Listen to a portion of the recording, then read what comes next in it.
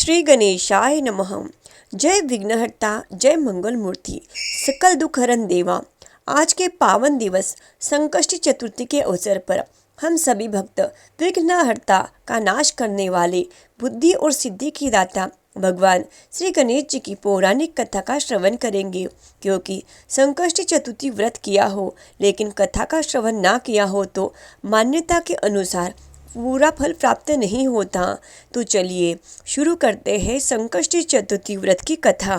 एक साहूकार के एक बेटा बहू थे। बेटा व साहूकार दोनों ही कुछ भी कमाते नहीं थे। बूढ़े बुड्ढों का धन था, उससे काम चलता था। जब भी बहू बाहर कचरा डालने जाती तो पड़ोसन उससे पूछती, बहू आज क्या खाना खाकर आई है? तब वह कहती, वही ठंडी बासी रोटी खाकर आई हूँ। एक दिन यह बात साहूकार के बेटे ने सुन ली। उसने अपने माँ को सारी बात बताई और पूछा कि माँ, तू तो बहू को रोज गरम गरम खाना परोसती है, तब भी यह पड़ोसन से कहती है कि वही ठंडी बासी रोटी खाकर आई हूँ। तब उसकी माता बोली, बेटे मैं तो चारों थालियाँ बराबर गरम गरम खाना परोसती हूँ। यदि तुझे मुझ पर विश्वास नहीं हो तो अपनी आंखों से देख लेना। तब दूसरे दिन बेटे ने तबीयत खराब का बहाना बनाया और चादर ओढ़कर लेट गया। उसने देखा बहू ने गरम खीर खांड के भोजन किए। बहू नीचे उतरी तो बेटे ने उसका पीछा किया। पड़ोसन के पूछने पर बहू ने पड़ोसन से वही बात दोहराई। तब उसका पति उठा और उसने कहने लगा कि अभी अभी तू गर्मा गर्म खाना खाकर गई है और तूने पड़ोसन से झूठ क्यों कहा कि ठंडी बासी रोटी खाकर आई है? तब उसकी विद्वान पत्नी ने कहा कि यह न आपकी कमाई हुई रोटी है न आपके पिताजी की। यदि इस तरह से बेटे बेटे धन को खर्च किया जाएगा तो कुएं के पानी की तरह एक दिन पूरा समाप्त हो जाएगा। तब उसका पति विदेश कमाने के लिए गया।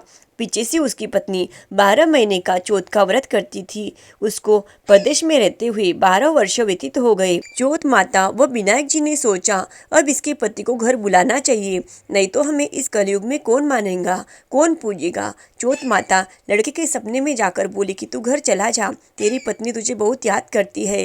तब वह बोला कि मैं कैसे चला जाऊँ, मेरे यहाँ बहुत बड़ा कारोबार फैला हुआ है। तब चौथ माता बोली कि सुबह एक दीपक जलाकर चौथ माता का नाम लेकर बैठ जाना, देने वाले रुपए दे जाएंगे और लेने वाले ले जाएंगे। उसने सुबह उठकर वैसा ही किया और उसका सारा कारोबार एक दिन में सिमट गया। जब वह घर जाने के लिए रवाना हुआ तो रास्ते में उसे एक सांप आग के पास जाते हुए मिला। लड़के ने सोचा सांप जल जाएगा तो उसने सांप को भगाने के लिए सिसकारी भरी, लेकिन तभी नागराज बोले कि हे पापी दुष्ट, मैं तो सांप योनि से मुक्त हो रहा था, लेकिन तूने मुझे सिसकार दिया, इसीलिए मैं अब तुझको डसूंगा। तब वो लड़का बोला, हे नागराज, तुम मुझे अवश्य खा लेना, मैं आपको वचन देता हूँ, मैं 12 वर्ष बाद अपने घर मिलने जा रहा हूँ, कल रात आप अवश्य आ जाना। जब पति घर आया तो वह बहुत उदास था। पत्नी के कारण पूछने पर उसने बताया, पत्नी चतुर थी। उसने एक सीढ़ी पर दूध का कटोरा रख दिया, दूसरी पर बालू मिट्टी बिछा दी, तीसरी पर फूल माला बिखेर दिए, चौथी पर इत्र छिड़क दिया, पांचवी पर मिठाई रख दी और इस तरह उसने 7 सीढ़ियों पर कुछ ना कुछ रख दिया। वो दरवाज़ा खुला छोड़कर पलंग पर अपनी पत्नी की चोटी लटका कर सो गया। सांप आया, सबसे पहले उसने दूध पिया तो बोला, साहूकार के बेटे, तूने सुख तो बहुत दिया है पर वचन का बांधा हूँ, इसीलिए तुझे डसूंगा अवश्य। 7 सीढ़ियों पर उसने ऐसा ही कहा। जैसे ही वो उसको डसने लगा, चौथ माता और विनायक जी ढाल व तलवार बन गए और सांप के 4 टुकड़े कर दिए। पूंछ का एक टुकड़ा लड़के के जूतों में जाकर गिरा। सांप ने सोचा कि जब यह जूता पहनेंगी तब इसको डस लूंगा। तभी वहाँ बहुत सारी चींटियाँ आ गई। उन्होंने कहा, यह स्त्री हमें रोज शक्कर व आटा खिलाती थी, इसीलिए इसकी रक्षा करनी चाहिए। चींटियों ने उस पर हमला कर दिया और उसकी पूंछ को पीला कर दिया। जैसे ही सुबह हुई वहाँ खून ही खून हो रहा था। माँ ने सोचा, मेरे बेटे बहू को किसी ने मार दिया, इसीलिए वह चिल्लाने लगी। तभी बेटा बोला कि माँ खुशियाँ मनाओ, आज हमारा बैरी दुश्मन मर गया है, और पूछने लगा कि मेरे पीछे से मेरा दीर्घ आयु के लिए कोई उपाय किया था क्या? तब माँ बोली, मैंने तो कुछ भी नहीं किया। पत्नी से पूछने पर बोली कि मैं 12 महीने की चौथ माता का व्रत करती थी, इसीलिए चौथ माता व विनायक जी ने हमारी सहायता की है। तब सास बोली, यह झूठ बोलती है, रोज मैं इसको 4 बार रोटी देती थी, फिर भी इसने चौथ का व्रत कैसे किया?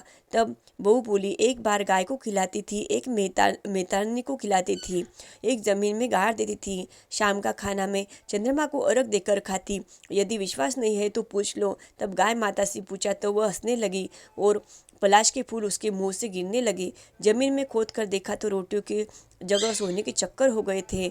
मैत्री से पूछा तो उसने भी हाँ भर दी। हे चौथ माता, उसके पति की रक्षा हुई, वैसे हम सबकी करना और सबकी मनोकामना पूर्ण करना।